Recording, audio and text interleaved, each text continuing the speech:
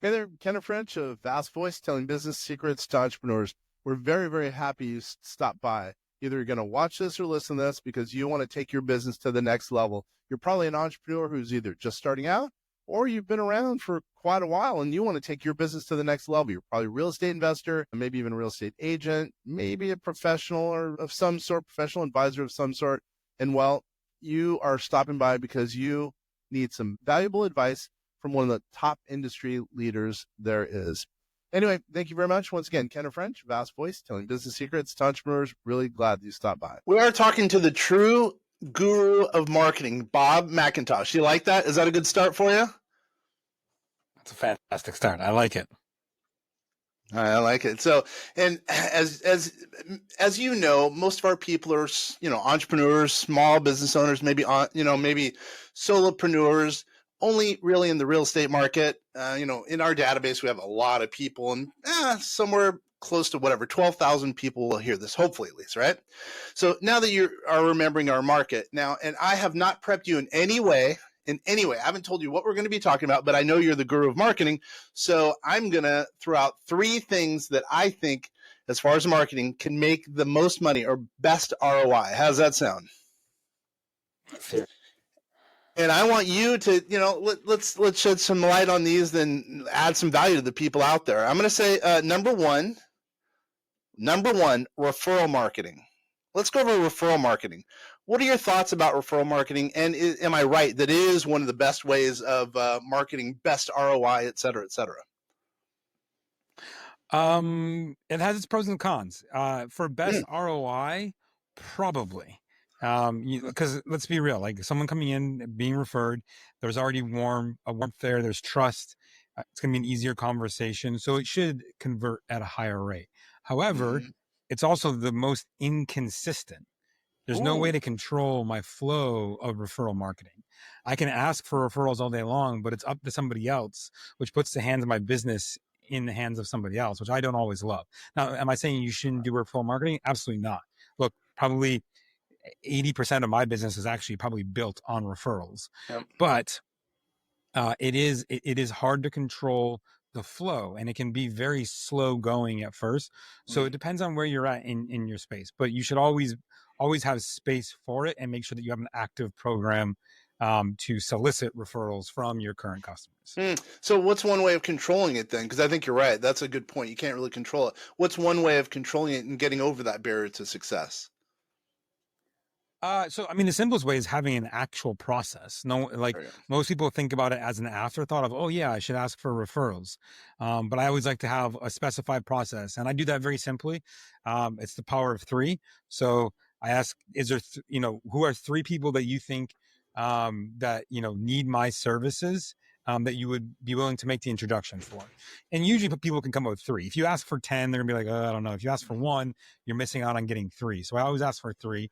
And then, I always ask them as a reciprocal, after they give me the 3, I'm like, all right, is there 3 people that you think I know that I could help by making an introduction to you for?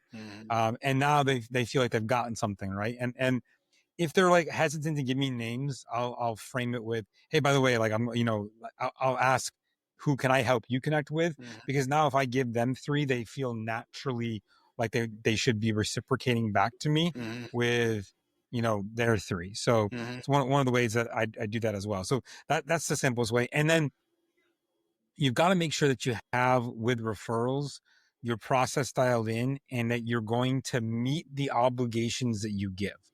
So what I mean by that is, let's say, for example, you're like, hey, if you refer me to 3 people, I'll pay you $100 for each one that becomes a customer, or whatever the number is, right? I'm just spitballing here. Make sure that you actually pay that, right? Because now all of a sudden, when you follow up on your word, they're like, oh, I did get money from that. Let's go, right? And one of the easiest ways that I did this that people haven't done in the past, at least they didn't when I first started it, was referrals for private money lenders. I told all my lenders after I paid them their money back, I was like, hey, by the way, if you refer me 3 people that you think would also want to do lending just like you did, right? I can pay you a referral bonus of 0.5% of whatever amount of money that they lend on their first deal. And they're like, oh, okay, great. And most of them didn't take me seriously, right? Because they're thinking, why would this guy just pay for that? That's silly. But one of them referred me to a guy. He lent us $200,000, so I paid him 5%. wrote him a check and mailed it to him with his next payment and just said, hey, thanks for the introduction. Ironically, that guy now probably has about, I don't know, maybe either just under or just over $1 million with us, but he started at 200,000, right? From a referral. And I paid, what is 5%? What is that? 10 grand as a referral, but I've gotten literally millions of dollars from this, which I've made far more than 10 grand it cost me to get this guy in the first place. So that's how you go. You got to make sure that you have a good process in place, follow up, and do what you say you're going to do. And going back to your firm, because it's a lot of it, whatever, 80% or whatever, it's based on referrals. What are you guys doing specifically internally? And, I'm going to ask you to, show us behind the curtain. What exactly are you guys doing? Because I know you guys are having huge growth at your firm. And actually talk about your firm a little bit, will you? So we do marketing primarily for real estate investors, and some and our other big chunk is real estate investing, like coaches, and I'll say ancillary service providers. So you guys are falling that, like, you service real estate investors, so that would be someone. And we help with a lot of things, but what we do, I mean, honestly, ours is pretty straightforward. If you refer us somebody, and there's some, how do I put it? There's some hoops you got to jump through to become a referral partner, right? Like there's an agreement that you got to sign, and it's just, that's more of a CYA than anything else. I got to cover my butt to make sure that if you do something poorly on your business, it's not going to come back to bite me in the butt. And like, I need a W-9 because I'm going to pay you money. I want to make sure that I can invoice you or 1099 you if I need to, things like that nature. But once you jump through a couple of small hoops, we can oftentimes pay recurring transactions. So a lot of our business has been built on building low upfront costs, but monthly recurring revenue. Because I understand that the long-term value of that is, one, I've got my monthly covered, so I'm more consistent there. I don't have to keep selling every single month. And number two, business had always been, at least for me, an intention to sell. And I know that recurring revenue has a higher multiple when going to sell than anything else I can do in an agency space, at least. And so we do that. But what's attractive about that as a referral partner is, hey, look, you refer me in a customer, you can be getting a check every single month. It's not even a check, actually. We ACH the money to you. So it just shows up in your bank account one day, and you're good to go. And people like that sort of mailbox money because it's truly about as passive income can get, right? Like, we take care of the sale, we take care of the customer service, we take care of everything. You just get a piece of the revenue for bringing us someone who needed our service. And because we do what we say, right? Like, also, and my business partner Gigi does a great job of this. She tracks everything, right? Like, we know every single customer you've sent, how much they're paid, when they're canceling, where they're at. We send you a report every month, so you got a breakdown of, here's what you got going on. If someone cancels or tries to cancel, that's from your sphere. I'll be like, hey, look, like, because you risk losing that income in addition to us. Can you reach out to so and so? I tried to save them, but they didn't want to. Maybe you can. And we've had a lot, like, things of that nature. So it's almost like a partnership in a way versus just referral.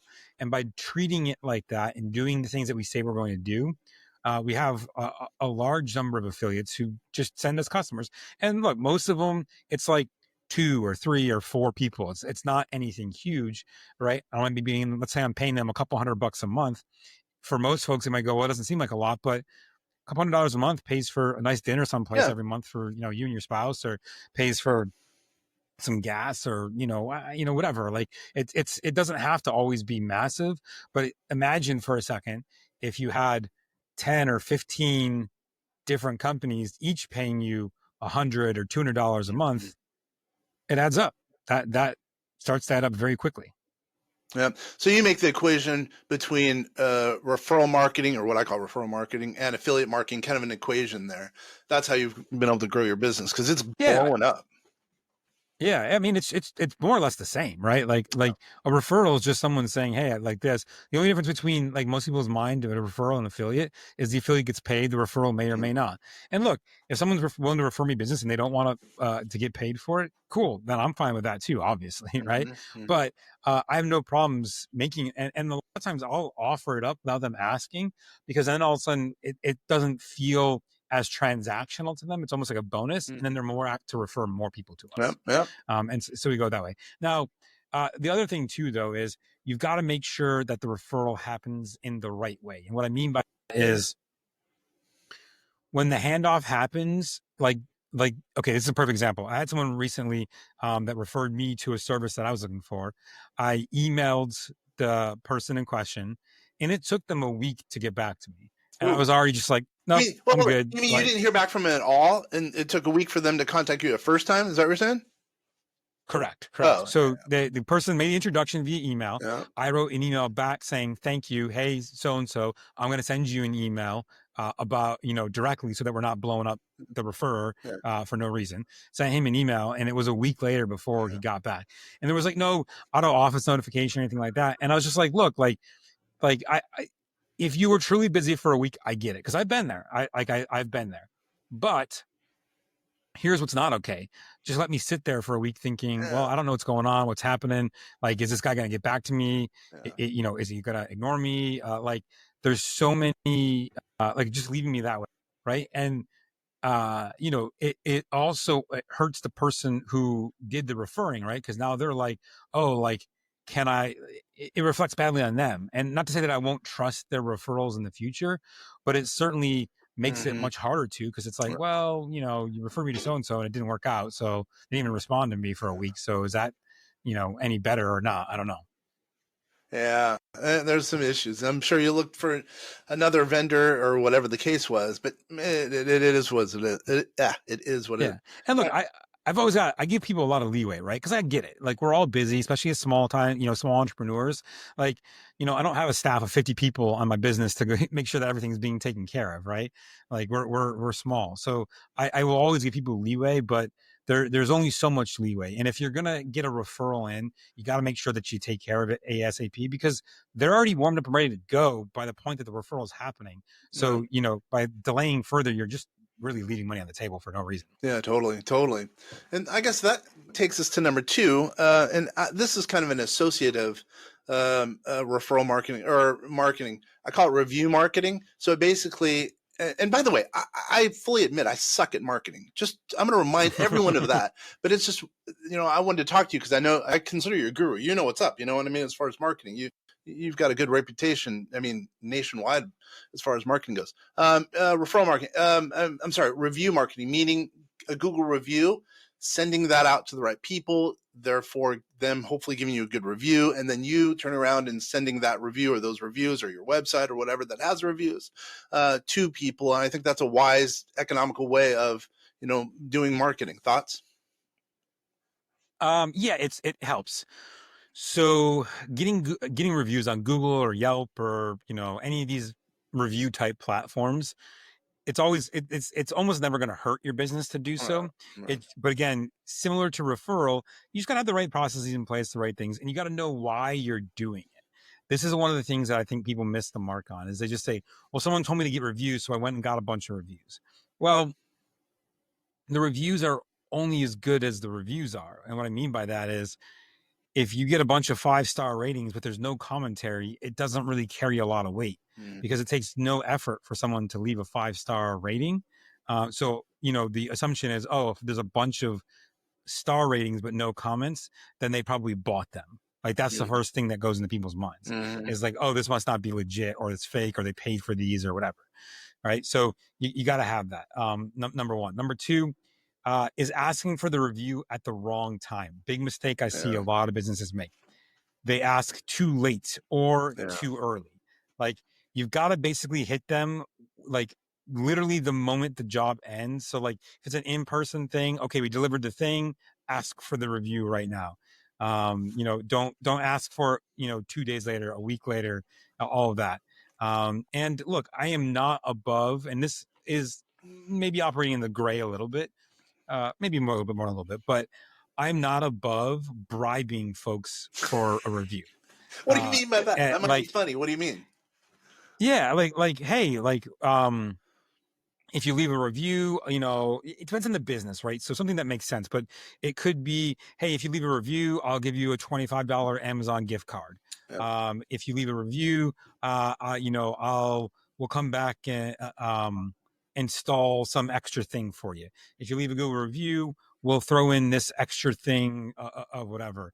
Like if you're a coach, for example, you leave a review, I'll give you 1 month of extra coaching calls or group coaching calls or whatever it is. Like, it doesn't really matter like what it is. Like just throwing something extra tied to getting the review. And this only really needs to be done if you're, a small number of reviews, and small is going to be relative to your space. So what I mean by that is if the biggest player in your space has 25 reviews and you get 5, then you're doing good. You're okay, right? But if the biggest player in your space has 16,000 reviews and you've got 5, well, then you gotta keep incentivizing to get some more.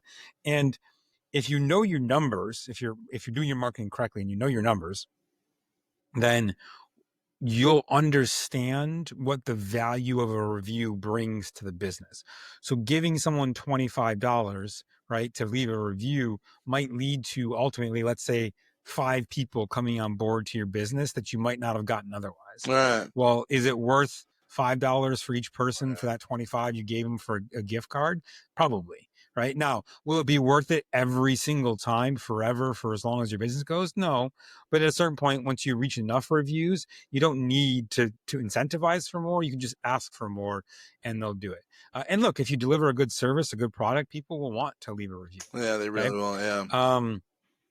And then on the other side of this is understand the platform you're asking for reviews on and what the intent of that platform is. Right. So when I look at, for example, a service provider, there's far less service providers on Yelp getting reviews than there is on Google getting reviews. And there's far less people looking for a service provider on Yelp than there are on Google. Yeah. On a restaurant, on the other hand, complete opposite. Like, this is not to say that they're not looking for Google, right? But you'll drive a lot more business into your restaurant from Yelp than you will from Google in many cases. There is like exceptions, but in most cases that's the case, right? So understand what is my platform's intent and who is my user that's going to be reading these reviews and go from there. And then the other part of that is understand that your Google profile serves multiple purposes for your business. One, in many cases, it can serve as a customer guide. So as a customer, can I trust your services or products to accomplish what I want? Right. But it also serves as an indicator for potential employees. Right. If I'm a potential employee considering coming to work for you and I go to your Google My Business page and it's all just terrible customer service, this person was an a-hole, I can't stand them, all this, right? Now, me as a potential employee, I'm going, well, that's the people I got to work with. Yeah. Like if they're a bunch of, if they're a terrible group, do I want to go work there? Maybe not. Right. And so now all of a sudden, from a talent acquisition standpoint, your profile serves a purpose there too. So, right. And like another good example is work with a large scale plumbing company, or we're hoping to do work for them, I should say. Right. And they've got three reviews. It's like a 3.7 star rating. It's terrible. But in like the entire state, they're like the second largest commercial plumber and servicer in the state. Okay. They're one of only like four businesses that can bond anything above like 20 stories that's being built. Right. So they don't really need reviews to get business, because if there's only 4 people, well, I'm picking one of the 4. I'm going to you for a bid because there's only 4. Right. Yeah. But what they do need is they need it for talent acquisition. They need to hire people to continue to service. And, when it looks like you're a shitty business on the front side as an employee, it doesn't look great to attract high quality talent and that. And so they have struggles sometimes with attracting good talent because of that. And look, I'm not saying that if they simply had a bunch of great reviews, it would suddenly solve their problem, but it certainly is a contributing factor. That's a good point. Sometimes you don't think about that, but there's things that are adjacent to the main business and your services, like, getting reviews and then helping bring in an employee and talent. I never thought about that. That's a really good. It's a good point. We use them. I send them to our partners. We call them podcast partners. We send them. Hopefully they'll like how the interview went and they'll say good things about us, because I think it's important to bring in other podcast partners. You know what I mean? And by the way, I also 100%. think it's good to automate reviews, but you're right. I think it's got to be done the right way. You don't want to do it when a client's mad. You don't want to do it, when it's too early on. You got to do it the right time. You bring up a really good point. Yeah. Yep. And if you have the right CRM or systems in place, there's a lot you can do to automate that. And like, you got to make it easy too, right? Like one of the things I got a text one time, someone was like, please leave us a review on Google, Facebook, Yelp, and like something else. And that's it. It's just, and I was like, okay, well, where do I go? What's the page? What's the link? Which one do you want me to leave a review on? I'm happy. Like, you did a good job. Don't get me wrong. I'd love to leave you a review, but which platform? And this is like in that case, they're trying to send people to 4 different platforms. And I get they want to try to spread the reviews across, but the likelihood of me leaving 4 reviews on 4 different platforms is very, very low. Right? That's not going to work. Yeah. And so you got to do that. Now, the other thing too, and this is something that a lot of people get wrong, in my opinion, is they use review services where I go to a website, I leave a review, and it populates my reviews into other places. Well, I didn't even know there was these other providers.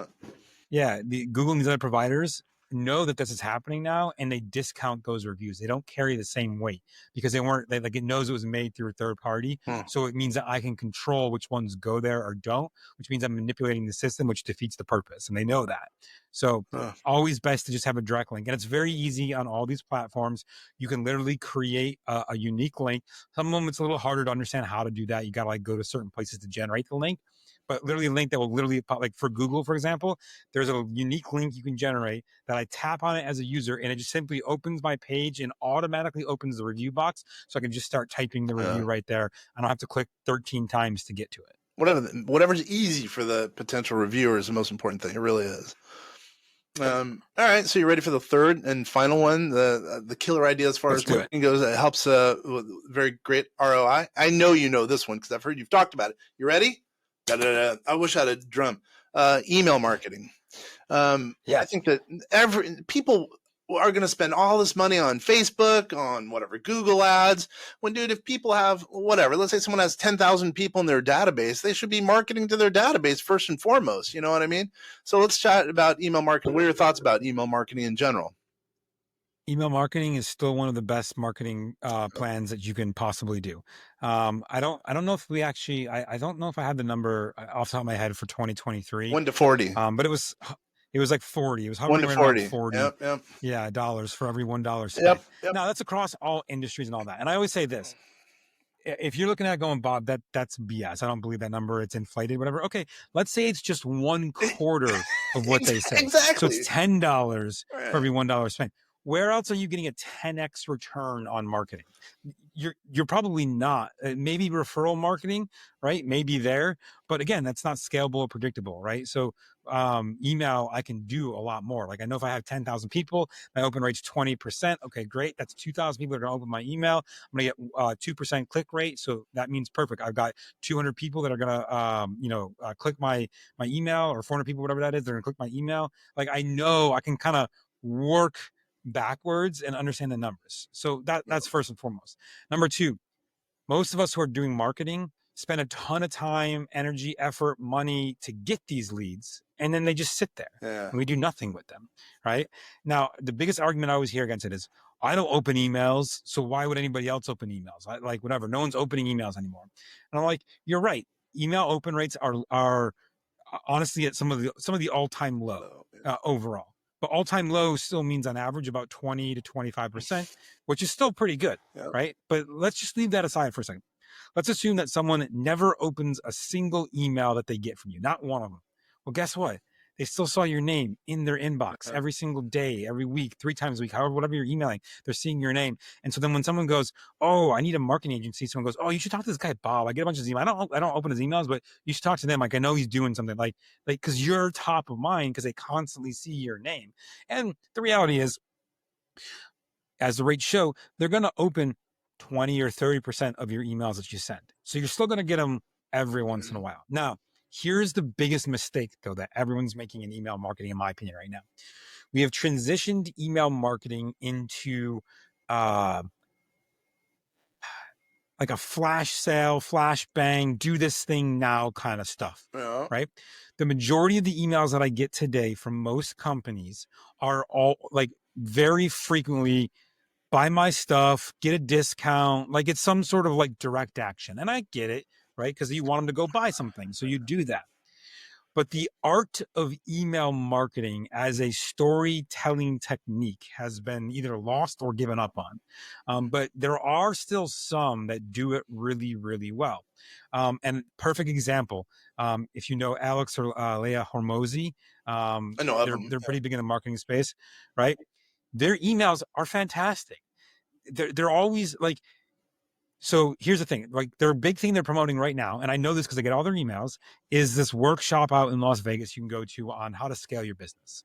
And I'm like, sounds interesting. I don't think I can make the date, so I'm probably not going to buy it, but it does sound interesting. But they've probably sent me 15 emails in the last 3 weeks, thereabouts, right? And almost every single one of the emails has something about the workshop in there, but it always gives me something else first. So like the last email that I just opened was like, hey, here's all my scaling SOPs and how we pick the right people for scaling. I'm like, oh shit, that's great. So it's like just a link to a Google Doc and it's just right there. Like there's no, like they've already got my information. They know who I am. They know I'm opening, whatever. And then I went one step further because I opened the emails and clicked the links and they're using the right kind of CRM to track that I clicked the link.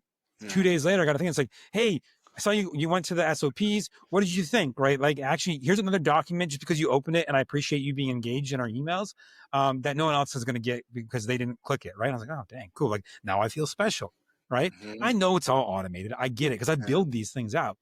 But I'm still opening their emails at probably 60 to 70% of the time, which is 3x what the average rate is, because they tell a story in the email, they give me something free, and then every once in a while they hit me up and say, oh, by the way, do you want something that I have that you can buy?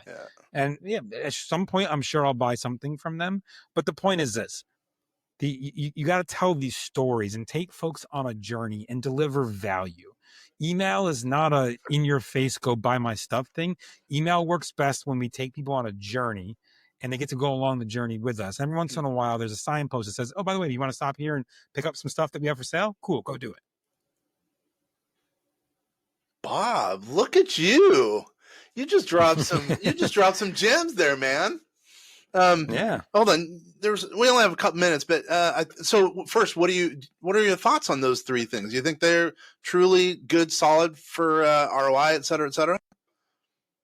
Absolutely. Absolutely. Like all marketing, any big business, the more marketing channels you have actively going, the better off you're going to be. So for example, on a recent audit of a bunch of 8-figure companies that I've either done marketing for, am doing marketing for, or have some of my partners working in marketing for, they have actively between 9 and 11 marketing channels going at any given time. Now, I get that if you're not an 8-figure business, you're like, Bob, I can't sustain 9 or 11 marketing channels. Cool. I'm not saying you have to have 9 or 11 today if you're, trying to crack your first million. Okay.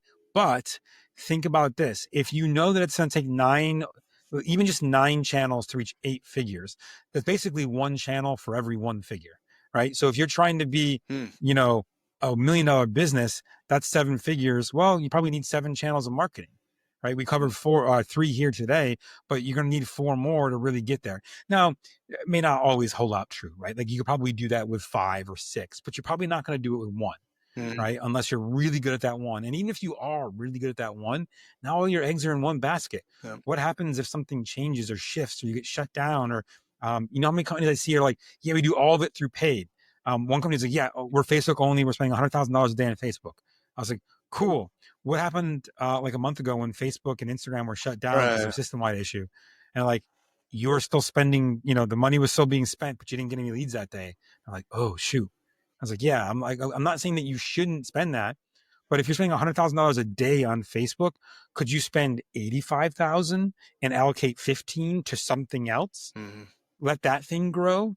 And now you can spend 150 over the course of, 2 to 4 months to build that up. And now all of a sudden, great. Now you're spending 150, you're back to 100 on Facebook and you're back to 50 on something else like Google or AdRoll or Bing. Actually, ironically, Bing/Microsoft marketing, we're doing great with right now. That's crazy. Weird thing. But there's all these platforms that we could be spending money on and marketing we could be doing. I would implore you to implement as many as you possibly can effectively. Now, don't half-ass a marketing channel just to say I've got one, because that's not going to work either, right? But whole ass one, get it dialed in, then go to the next and keep building and stacking more and more on. And that is basically what you do. You put together programs for companies, for us who be an entrepreneur, but really for companies who want to grow their business, right? So in closing, give us a little bit more information about your firm and how to go to hold of you, because I know you have some tools on your website that I think are pretty interesting. Yeah. So again, we help with marketing. Like, the best thing I say is, like, if you need help in the marketing front, just reach out and let's have a conversation. You're going to find, if you go to our website, which is go3dc.com, you'll see my core values listed there. The first two are integrity and transparency. I want you to know that we're always going to do the right thing no matter what, even if it means that it's the wrong thing for us in our business, but the wrong thing for us is almost still the right thing for you. So really it's the right thing for us, but that's a whole different story for another conversation. And transparency. I want you to understand why we're doing what we're doing, why I'm telling you to do the things I want you to do, or why I'm suggesting it. And what that means is that if I can't help you, I'm going to say, look, I'm not a good fit. I can't help this business, or, it's not. Like, great case point was one of our clients runs a high-end charter yacht in the Virgin Islands. She's like, I want to do a bunch of this stuff. I was like, we can do it for you, but I just don't think it's going to work. And I would feel bad if I did. So I prefer you don't pay me to do that marketing. And she's like, all right, I respect that. Like, I'd rather you not take my money than tell me, yes, we can, and then not deliver results. Then you're going to be pissed. Right. So if you need help in marketing, just hop on a conversation with me. Let's chat. The best way is to go to go3dc.com. So it's GO, the number 3 DC. So for 3 Degrees Consulting, go3dc.com /Bob McIntosh, just my name, BOBMCINTOSH. So go3dc.com /Bob McIntosh. On there, you can download my full contact card, cell phone, business line, email address, all my socials, everything's there. And if you want to chat, there's a book a time button there. Just book a time. Just let me know that you saw me on the one and only Kenner's podcast. And so that way I know where you came from, because attribution of marketing is everything. I got to know where people came from, so I know where to spend my time doing more stuff. Yeah, man, I appreciate you being on this, because, man, I didn't prep you at all. I like to, go from the hip, shoot from the hip, and I knew you can handle it. I'm glad we did it the way we did. Hopefully, it added some value to the listeners out there, viewers out there, because, man, if people are doing referral marketing, review marketing, email marketing, I think that they can make some dough, especially versus maybe even Facebook or Google ads. You just never know. You know what I mean? Yep, absolutely. Look, we're here to help you grow your business. If we can't, I'm going to let you know, and no hurt feelings. I'm here to help. Like, this is the weird thing. I want everyone to win. I don't like even my enemies. Look, like, whatever you did me wrong for whatever reason, that sucks. And I hope you get that figured out in your life, but I still want you to win, because if you're winning, you're going to do the right thing usually. That's a good way. That's a good way of looking at it. I really appreciate you, man. To everyone out there, you've been listening and watching The Vast Voice, telling business secrets to entrepreneurs. Till next time, everybody. Dude, that was